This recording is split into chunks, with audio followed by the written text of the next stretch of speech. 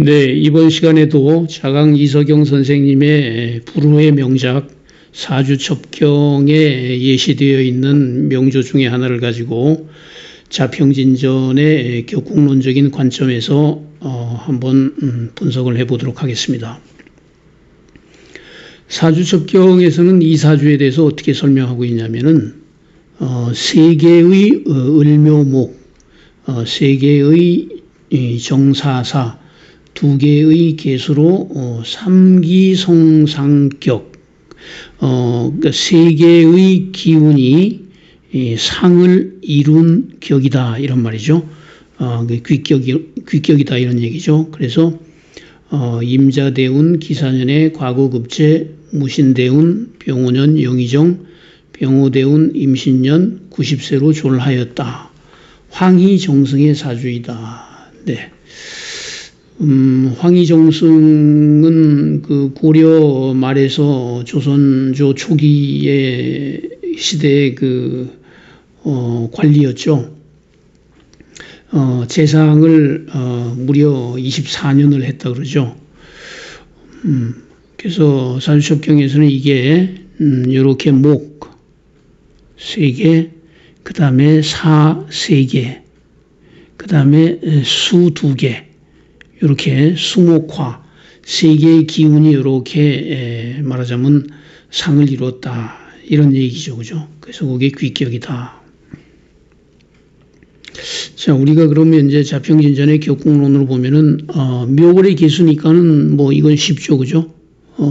식신격이죠, 식신격. 식신격은 어떻게 성격됩니까?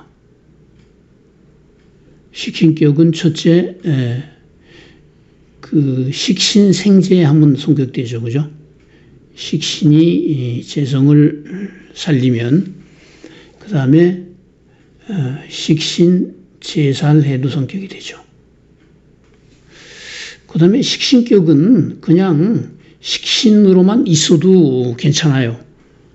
그래서 이거를 이제 지난번에 한번 한 것 같은데 식신유기 승재관 그랬죠, 그죠? 식신이 유기 기운이 있으면, 유기하다는 말은 손상되지 않고 기운이 이렇게 상하지 않은 상태로 기운이 강하게 있단 말이죠.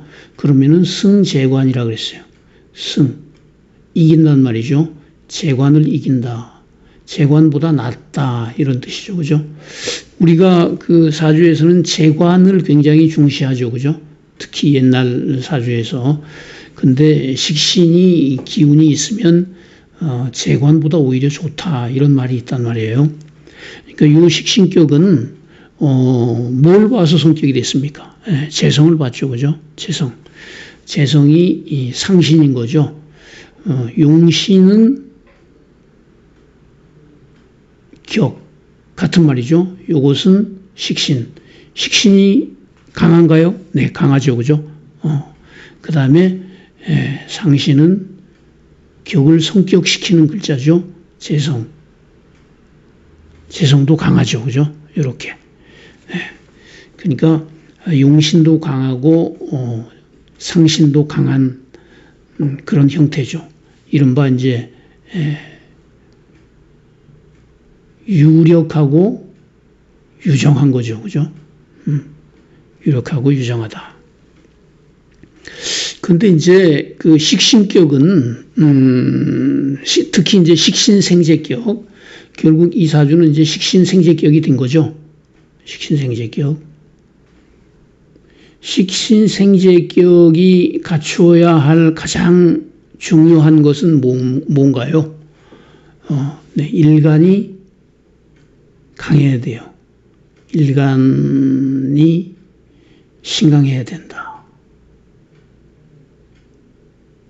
왜냐하면 식신이라는 게 일간을 설기하잖아요. 이렇게, 그죠? 수생목하고. 그 다음에 뭐예요? 또 식신이 재성을 생한다는 말은 이중으로 설기가 되는 거죠. 그러니까 일간이 힘이 엄청 빠지게 되는 거죠. 그러니까 식신생제격이 제대로 성격이 되려면은 일간이 강해야 되고, 만약에 일간이 약하면은 식신생제가 안 됩니다. 파격이 되죠, 그죠? 감당을 못 하니까. 그럼 이사주가 강한가요? 보세요. 지지에 계수의 뿌리가 있습니까? 없죠, 그죠? 뿌리도 없는데, 그럼 신약한가요? 신강신약을 여러분들이 이제, 따지는 게 바로 이제 이런 데 오면은 이제 부딪히게 되죠, 그죠? 이게 식신생제격인데 아무리 봐도 신강한 것 같지 않은데, 이게 어떻게 황희정성의 사주인가, 그죠? 여기서 알아야 될 건 뭐냐면은, 일단, 이 계수, 음간의 생지죠, 그죠? 계가 묘월에 남은 요게 식신격이지만 요게 12운성으로 생지예요. 그죠? 기토가 6월에 나도 이게 식신이지만 생지가 되죠. 그죠? 그 다음에 뭐 또 있어요?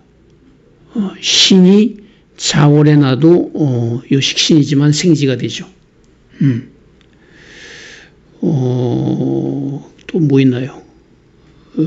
을이 있죠. 그죠? 을이 5월에 나도 식신이면서 생지가 되죠. 생지는, 음간의 생지는 뿌리가 된다. 자평진전에 그렇게 돼 있어요. 뿌리가 된다. 일간에. 음간의 생지는 약하지 않다. 간이 생지인 요 식신격들이 있잖아요. 이런 격들이 식신격 중에서도 굉장히 귀격이 많아요. 옛날 책에 보면 이제 그런 케이스가 많이 나오죠. 그래서 이것은 약하지 않다. 그 다음에 이것만으로는 설명이 다 안 돼요. 이게 좋은 글자죠. 네, 식신이라는 것은 일간을 설기하는 글자잖아요. 근데 이렇게 비견이 있으면 비견이 대신 설기를 당해주죠. 아주 귀한 비견이에요. 이럴 때 비견은. 그래서 이 사람은 인덕까지 있는 사람이죠. 나 대신에 힘이 빠져주는 사람이 있단 말이에요. 그죠? 그리고 보면은 이제 운이 이렇게 북방에서 서방으로 흐르죠. 요게 이제 계수의 뿌리가 되는 이제 그런 소위 방신운이죠. 그죠? 방신. 일간을 도와주는 운으로도 흐르죠. 요게 상신이니까 이 사주는 대체로 이제 요 상신이 상하지 않는 운이 좋죠.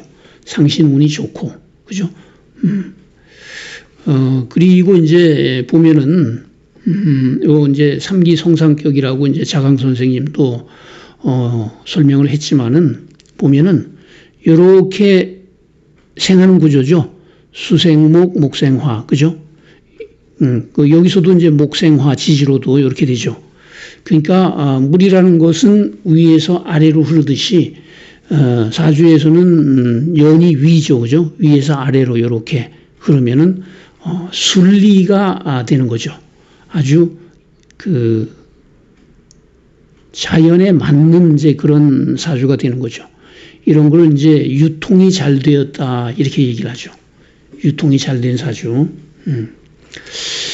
그 다음에 이제 이 사주에서 여러분들한테 이제 하나 설명하고 싶은 거는 우리가 이제 우리가 흔히 뭐 관살이 있으면은 뭐 공무원을 해라.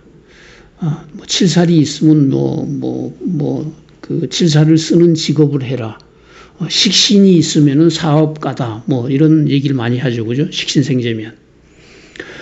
이 식신생제격인데 사업가는커녕 정승이었단 말이에요. 그죠? 장사꾼은 아니란 말이에요.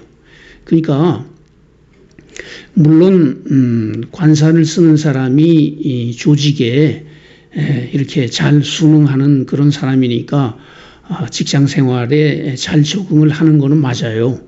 그렇다고 해서 식신격이나 상관격은 공무원에 맞지 않는다. 이런 건 절대 아니에요. 그러니까 우리가 자평진전에 보면은 수많은 그 벼슬 한 사람들의 명조가 나오죠. 8개 격이 다 있어요. 상관격도 많죠. 그죠? 그러니까 여러분이 그런 생각을 하시면 안 돼요. 이런 게 이 토 없잖아요. 그죠? 토하고 금 없죠? 예. 무관의 무인성 팔자란 말이에요.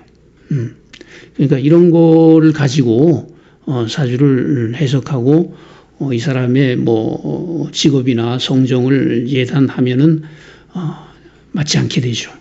어디까지나 송패가 중요하다 이런 얘기입니다. 어떤 격이든지 격이 이루어지면은 벼슬도 할 수 있고 출세할 수 있는 거예요. 이런 사람이 물론 장사를 해도 잘 하는 거예요. 네.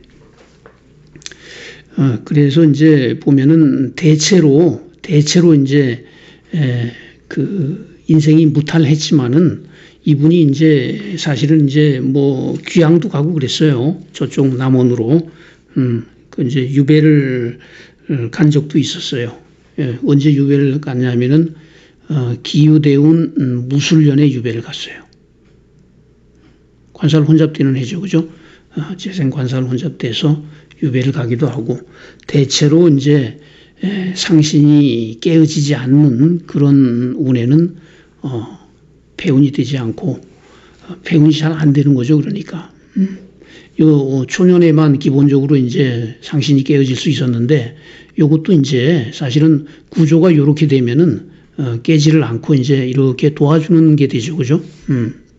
그리고 이제 이쪽에 요 말년 요 상신운이 제대로 들어왔죠.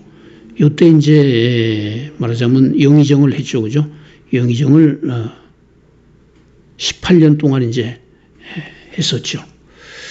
네, 그래서 평생 그렇게 영화를 누릴 수 있었다. 이렇게 말씀드릴 수 있겠습니다. 네, 오늘은 여기까지 하겠습니다. 감사합니다.